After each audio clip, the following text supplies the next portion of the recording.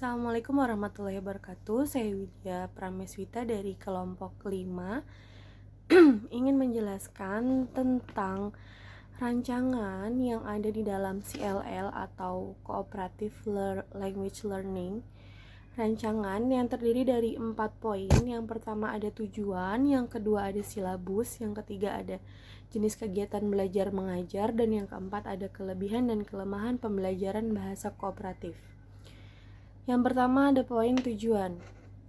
CLL atau Cooperative Language Learning adalah sebuah pendekatan yang dirancang untuk mendorong kerjasama daripada persaingan, untuk mengembangkan keterampilan berpikir kritis, dan untuk mengembangkan kompetensi komunikatif melalui kegiatan interaksi yang terstruktur secara sosial. Ini dapat dianggap sebagai tujuan keseluruhan dari CLL. Tujuan yang lebih spesifik akan berasal dari konteks di mana ia digunakan. Slavin 2005 mengemukakan tujuan yang paling penting dari model pembelajaran kooperatif adalah untuk memberikan para siswa pengetahuan, konsep, kemampuan, dan pemahaman yang mereka butuhkan supaya bisa menjadi anggota masyarakat yang bahagia dan memberikan kontribusi. Wijsenbaken, Slavin 2005 mengemukakan bahwa tujuan model pembelajaran kooperatif adalah menciptakan norma-norma yang pro-akademik di antara para siswa dan norma-norma pro-akademik memiliki pengaruh yang amat penting bagi pencapaian siswa. Poin kedua ada silabus. CLL tidak mengasumsikan. Yang poin kedua ada silabus. CLL tidak mengasumsikan bentuk tertentu dari silabus bahasa karena kegiatan dari berbagai orientasi kurikulum dapat diajarkan melalui ISP. 4 keterampilan tata bahasa, pengucapan, dan kosakata yang mendefinisikan CLL adalah penggunaan prosedur berbasis kelompok yang sistematis dan terencana dengan hati-hati dalam pembelajaran sebagai alternatif pengajaran yang digawangi oleh guru. Poin ketiga yaitu jenis kegiatan belajar mengajar. Jones et al. 1994 4-5 menjelaskan 3 jenis kelompok pembelajaran kooperatif, yaitu kelompok belajar kooperatif formal atau Formal Cooperative Learning Group. Kelompok ini berlangsung selama 1 periode kelas hingga beberapa minggu. Yang kedua ada kelompok pembelajaran kooperatif informal, Informal Cooperative Learning Group. Kelompok ini sementara berlangsung dari beberapa menit hingga 1 periode kelas. Dan yang ketiga ada kelompok basis kooperasi atau Cooperative Based Group. Biasanya kelompok ini bersifat jangka panjang, berlangsung selama setidaknya 1 tahun. Olsen Kagen 1992 mengusulkan elemen kunci berikut dari pembelajaran berbasis kelompok yang berasal dari CL. Yang pertama ada saling ketergantungan positif. Ketika anggota kelompok merasa bahwa apa yang membantu satu anggota membantu semua anggota, dan apa yang menyakiti satu anggota menyakiti semua anggotanya. Yang kedua ada pembentukan kelompok, merupakan faktor penting dalam menciptakan saling ketergantungan yang positif. Faktor yang terlibat antara lain menentukan ukuran kelompok, menugaskan siswa ke dalam kelompok, peran siswa dalam kelompok. Poin ketiga, akuntansibilitas individu, melibatkan kinerja kelompok dan individu, misalnya dengan memberikan nilai kepada siswa pada bagiannya dalam proyek tim atau dengan memanggil seseorang siswa secara acak. Yang keempat ada keterampilan sosial, menentukan cara siswa berinteraksi satu sama lain sebagai rekan tim. Yang kelima ada penataan dan struktur, mencerminkan cara mengorganisasi interaksi siswa dan berbagai cara siswa berinteraksi. Ada banyak deskripsi tentang jenis aktivitas yang dapat digunakan dengan CLL. Cholho 1992 menjelaskan 3 macam tugas belajar kooperatif dan fokus belajarnya. Yang pertama ada latihan tim dari masukan yang sama. Yang kedua ada jigsaw atau masukan yang berbeda namun telah ditentukan sebelumnya.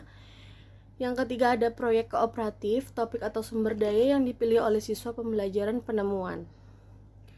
Model pembelajaran kooperatif menurut Slavin 2009 ada berbagai macam tipe. Yang pertama, Student Teams Achievement Division, Team Game Tournament, Jigsaw, Cooperative Integrated Reading and Composition, Team Assisted Individualization, Group Investigation, Learning Together, Complex Interaction, Structure, Didik Method. Baik, adapun peran pelajar, peran guru, dan peran bahana ajar di dalam CLL ini yaitu peran pelajar. Peran utama pembelajar adalah anggota kelompok dan harus bekerja sama dengan anggota kelompok lainnya. Untuk menyelesaikan tugas, peserta didik harus belajar keterampilan kerjasama tim dan juga menjadi pemimpin pembelajaran mereka.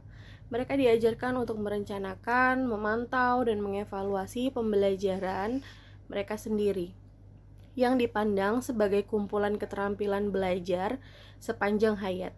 Dengan demikian, pembelajaran merupakan sesuatu yang menuntut keterlibatan dan partisipasi siswa secara langsung dan aktif. Pembelajaran secara berpasangan adalah format Community Language Learning atau CLL yang paling umum, memastikan bahwa pembelajar menghabiskan sebagian besar waktunya untuk tugas pembelajaran. Dalam tugas berpasangan, peserta didik bergantian peran guru memeriksa, mencatat, dan pembagi informasi. Adapun peran guru dalam CLL sangat berbeda dengan peran guru dalam pelajaran tradisional yang berhadapan dengan guru. Guru harus menciptakan lingkungan belajar yang sangat terstruktur, terorganisir dengan baik di kelas, menetapkan tujuan, merencanakan dan menyusun tugas, menetapkan peraturan fisik kelas, menugaskan siswa ke kelompok dan peran, dan memilih bahan dan waktu. Peran penting seorang guru adalah sebagai fasilitator pembelajaran. Dalam perannya fasilitator, guru harus berkeliling, membantu siswa dan kelompok ketika kebutuhan muncul. Selama waktu ini, guru berinteraksi, mengajarkan, memfokuskan kembali, mempertanyakan dan mengklarifikasi, mendukung, memperluas, merayakan, dan berempati. Bergantung pada masalah apa yang berkembang, perilaku pendukung berikut digunakan. Fasilitator memberikan umpan balik, mengarahkan kelompok dengan pertanyaan, mendorong kelompok untuk menyelesaikan masalahnya sendiri, memperluas aktivitas, mendorong pemikiran, mengelola konflik, mengamati siswa, dan menyediakan sumber daya. Guru berbicara lebih sedikit daripada di kelas yang berhadapan dengan guru. Mereka memberikan pertanyaan luas untuk menantang pikiran. Mereka mempersiapkan siswa untuk tugas-tugas yang akan mereka lakukan. Mereka membantu siswa dengan tugas belajar dan mereka memberikan sedikit perintah, menerapkan kontrol disiplin yang lebih sedikit. Adapun langkah-langkah sebagai berikut. Ambil pembelajaran, kurikulum dan sumber yang ada dan susun secara kooperatif. 2. Sesuaikan pembelajaran kooperatif dengan kebutuhan instruksional unik Anda. Yang ketiga, mendiagnosis masalah yang mungkin dimiliki beberapa siswa dalam bekerja sama. Peran bahana ajar dalam CLL merupakan peran penting dalam menciptakan kesempatan bagi siswa untuk berkarya bersama. Bahan yang sama dapat digunakan seperti yang digunakan dengan jenis pelajaran lain, tetapi diperlukan variasi dalam cara penggunaan bahan. Misalnya, jika siswa bekerja kelompok, masing-masing mungkin memiliki satu set bahan materi, atau kelompok mungkin memiliki set bahan materi yang berbeda, atau kelompok lain.